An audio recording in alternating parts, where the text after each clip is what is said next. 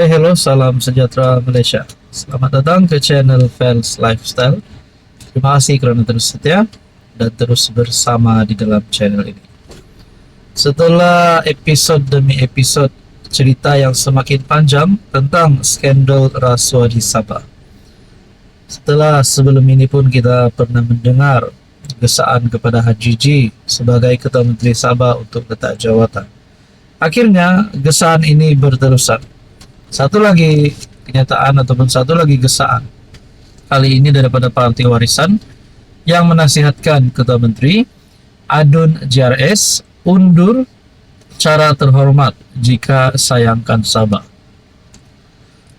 Ketua Menteri Sabah Haji Jinor dan beberapa adun yang dikaitkan dalam skandal rasuah digesa meletakkan jawatan susulan penyerahan bukti baharu kepada SPRM.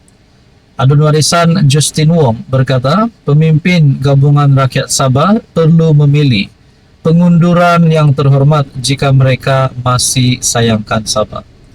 Nah, kalaulah mereka letak jawatan, sudah pasti gesaan terhadap Haji G untuk mengumumkan tarik pembubaran DUN Sabah, mengumumkan tarik PRN ke-17. Pasti netizen rakyat Sabah ingin mengetahui tarik penting tersebut. Nah, mereka yang terlibat pasti berasa takut dan bergegar sekarang.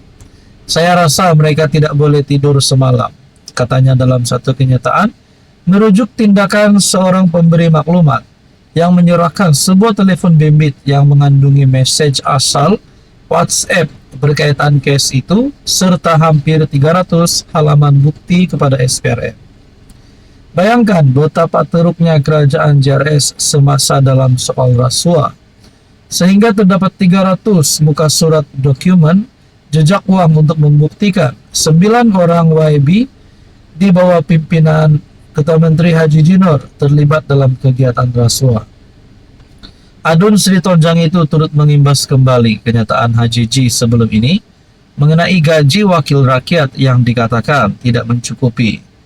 Adakah ini amalan kepimpinan Haji Jinor, di mana beliau selaku Ketua Menteri berkata secara terbuka, kalau harap wakil rakyat punya gaji, macam mana kita hidup, makan pun tidak cukup. Kenyataan bodoh ini daripada mulut Haji Jinor telah menular di seluruh Sabah. Saya percaya tiada orang Sabah yang tidak tahu tentang jenaka ini. Gaji YB tidak cukup makan, katanya. Susulan pendedahan skandal itu, Ketua Menteri memberi alasan, video-video terbabit mungkin berkaitan dengan sumbangan politik dan menegaskan bahawa gaji semata-mata tidak mencukupi. Pengurusi JRS itu menegaskan bahawa wakil rakyatnya tidak pernah meminta rasuah, namun mengakui bahawa adalah satu pembohongan jika dikatakan parti politik dan ahli politik tidak menerima dana politik daripada penderma. Berkaitan dengan ini, apa komen Anda, saudara-saudara? Hai, hello, salam sejahtera Malaysia. Selamat datang ke channel Fels Lifestyle. Terima kasih kerana terus setia dan terus bersama di dalam channel ini. Saudara-saudara, ada satu komen yang saya nak ulas. Sekiranya kita imbas kembali pada pilihan raya umum ke-15, setelah tiada mana-mana gabungan yang dapat mencukupi majoriti untuk membentuk kerajaan, di mana gabungan paling banyak menang kerusi ahli parlimen adalah Pakatan Harapan. Akhirnya atas nasihat yang di Pertuan Agong,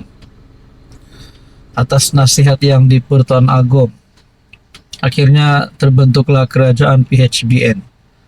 Nah, saudara-saudara, berkaitan dengan apa yang sudah berlaku, dengan komen yang saya terima baru-baru ini daripada viewers ataupun subscriber dalam channel ini yang berkata, sebetulnya Parti Melayu PN menerima tawaran yang di Pertuan Agong agar orang-orang Melayu dapat bersatu kembali dengan memang majoriti memerintah di negara ini supaya perpecahan tidak berlaku di kemudian hari.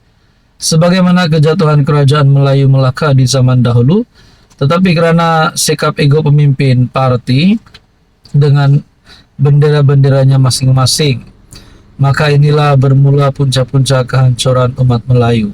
Maka fikir-fikirlah menurut komen ini. Saya berfikirlah kalau kerajaan hari ini dibentuk oleh parti-parti Melayu. Kita dapat lihat mungkin PAS, Bersatu, mungkin juga UMNO. Tapi sekiranya kita pikir kembali pada pilihan raya umum ke-15 atas nasihat yang di Pertuan Agong, akhirnya kerajaan PHBN ditubuhkan, kerajaan perpaduan. Jadi kalau PAS dan Bersatu nak sangat jadi kerajaan ataupun mereka mahu jadi kerajaan, adakah mereka sanggup untuk menyokong Anwar Ibrahim masuk Pakatan Harapan sekiranya DAP keluar daripada PH? Nah, mungkinkah akan ada kerajaan pada masa akan datang? Mungkin PKR, UMNO, Bersatu dan PAS, empat parti ini, adakah boleh membentuk sebuah kerajaan? Saya pun tidak tahulah, belum ada kabar angin tentang perkara ini. Tapi mungkin kalau kita hanya nak mempersoalkan, nak buat cerita, nak tanya ataupun cadangan, lebih kepada cadangan, mungkin boleh juga parti PKR, UMNO, PAS dan Bersatu membentuk kerajaan. Nah, mungkin perkara itu tidak mustahil untuk berlaku. Tapi untuk masa terdekat ini, saya dapat lihat mungkin belum dapat lagi karena hubungan di antara UMNO dan PAS tidaklah terlalu baik. Hubungan di antara PAS dan kerajaan hari ini, kerajaan perpaduan, tidaklah terlalu baik. Jadi saudara-saudara, berkaitan dengan ini, apa komen Anda? Hai, hello, salam sejahtera Malaysia. Selamat datang ke channel Fairs Lifestyle. Terima kasih kerana terus setia dan terus bersama di dalam channel ini.